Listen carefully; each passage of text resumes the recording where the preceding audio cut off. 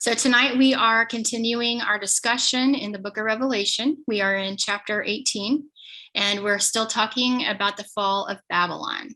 So if you recall from our discussion in chapter 16, when the seventh angel poured out his final bowl of the wrath of God, this is what it says in verse 19. It says, "The great city was split into three parts, and the cities of the nations fell.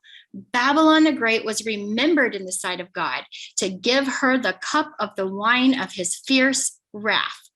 So God is pouring out his wrath on Babylon.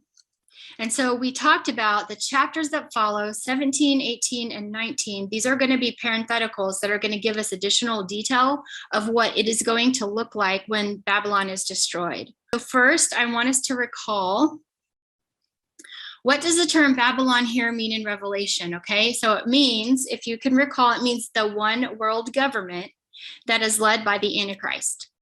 Now, this is the final iteration of man's organized rebellion under Satan against God.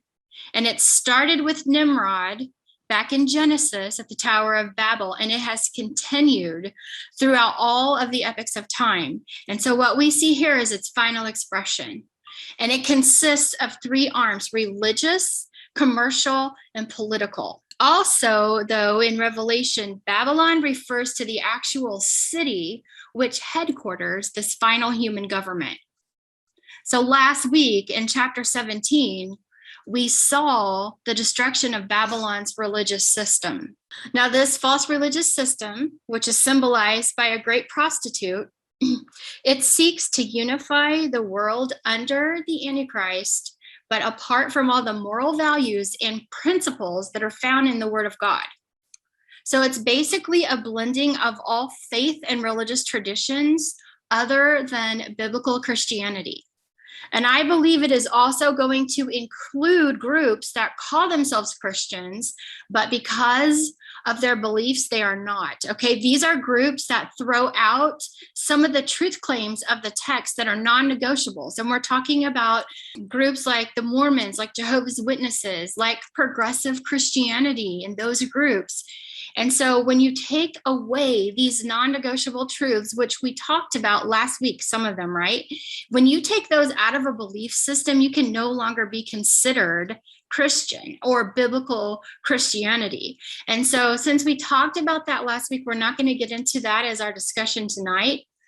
But one thing I want to point out about the false religious system is that it had a great influence on the political power structure. Okay, it was actually a vehicle that was used to help the Antichrist take over as the world ruler.